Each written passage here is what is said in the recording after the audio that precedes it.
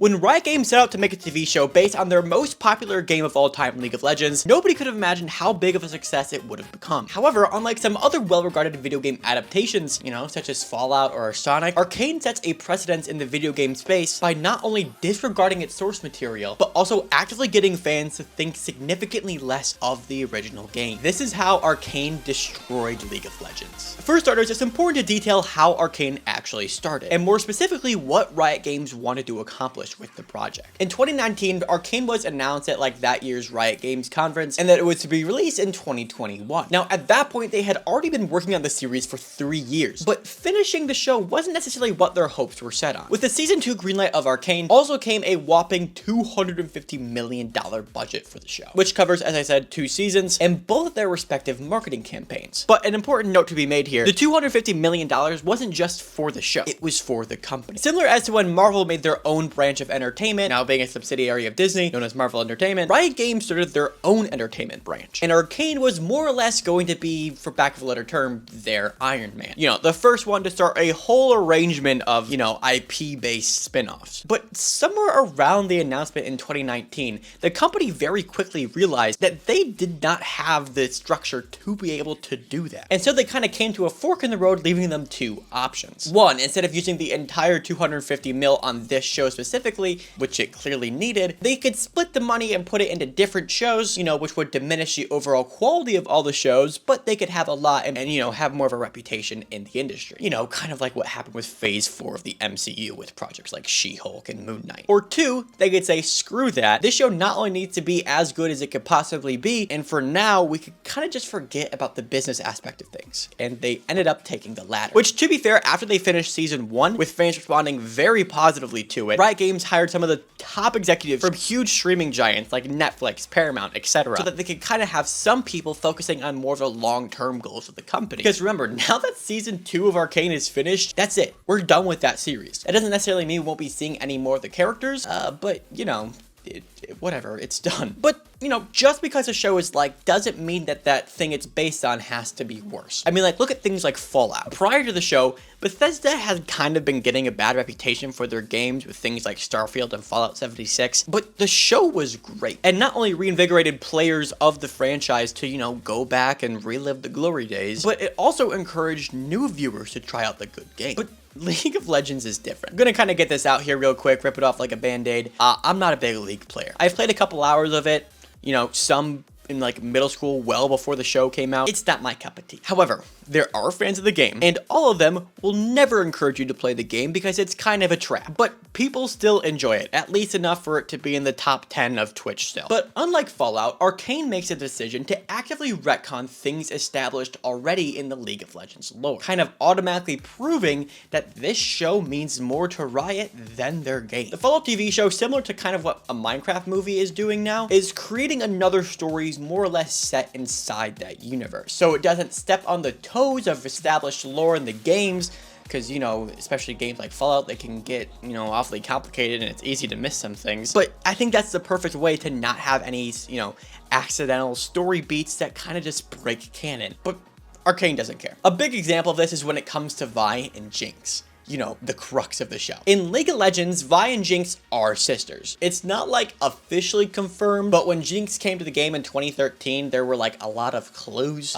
For example, they shared the same background, of which no other characters did, and Jinx alluded to having a sister, saying things like, "You think I'm crazy, you should see my sister." And considering we have these 2 backgrounds, it's kind of easy to put 2 and 2 together. And on top of that, in League canon, Vi has repressed a lot of her childhood, and more specifically, Jinx. It's convoluted, it's not very creative or interesting, but that's just what the lore was in the games prior to Arcane. Okay, but now with League lore officially done out of the way, if you've been paying attention, yeah, that's nothing like the show. It's not even a thing of oh no, Vi remembers her as Powder, so she doesn't know who Jinx is. No, these are just 2 completely different stories. The people making Arcane just simply made the decision of, hey, this story we made for this game, it kind of blows, so we're just gonna do something different and indisputably better. The people making this show realized that they had to make this story as intriguing as possible, and also to fit the overall, story and theme and narrative that they were going for, and it worked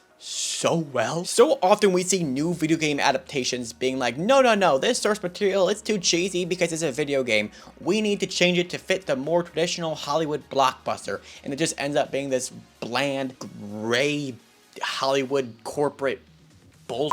And this show does just that. But instead of making it worse, it elevates the franchise to a whole other level that quite simply just makes the game look worse. Although Arcane definitely does get more people playing League of Legends, the game's lore is still the lore that was established before the show came out. If the show stayed as true as possible to the game's canon, fans of the show would have a much better time playing the game. But considering that not only do the characters look significantly different from what they do to the show, their backgrounds are different, making people disinterested and making the game just worse. I know there's a whole lore aspect as to why in League of Legends people are fighting in this arena, but yeah, I don't really care that the show disregarded that. Fortnite tries to explain why people keep on spawning into this island, and it's just kind of, I don't know, convoluted, and I don't really care. I get that it's a game, and it doesn't have to be fully fleshed out, but when it comes to, actual characters being significantly different, it feels so ungratifying. I think, honestly, Arcane is just simply put one of the best shows of the decade, and it has done so much not only for video game adaptations, but just animation in general. So much time and money and care was put into every single frame of this TV show, and it makes it damn near impossible not to love. However, when you bring the show up to your family and friends, and you have to give a quick pitch of the show, no matter how you put it, the words, "It's an adaptation of the game League of Legends," is going to come out of your mouth. And that does such a major disservice to the show. The reason longtime League of Legends fans don't really have a problem with the lore changing, this show, no matter how you put it, will always be an adaptation of League of Legends. But the only actual relation at the end of the day is the names and general look of the character. And now we come back to the title of this video, how Arcane destroyed League of Legends. And the simple answer is, because it did it better. Whereas the Fallout TV show incentivized new viewers, going to try out their games, most people watching Arcane are not gonna feel that way because the game just simply is not the show. Because the moment they log onto the game, it's gonna be so different that they're just gonna feel alienated. And for people that already do play League of Legends, they're going to watch this show and then go back to play the game because they have fallen in love with these characters again, only to get more frustrated at the game because the characters they fell in love with again are not the same characters. Okay, now I know it's important to note, a lot of League players don't care about the lore, and they're going to keep on playing it because it's just a game they play. Like I said, I have so many hours put into Fortnite, I do not care what they do with the lore. At the end of the day, Riot is trying to make more narrative-driven content, and when you tie such a complex and intriguing narrative as this into a sloppily established canon, kind of just shooting yourself in the foot and killing an already established branch of your entertainment company. If you've made it this far into the video, obviously you love the show, and I do too. By no means am I trying to dog on the show. However, how do you feel about this? Do you think the legacy of League of Legends will forever be tainted by how good this show is in comparison? Or do you think I'm full of it and both entities will benefit from this show? I'd love to know your thoughts. Thank you for watching this show. If you have any recommendations as to what I should talk about next, please leave them in the comments below. I'll be checking them out for sure. Okay, that's all. Thank you.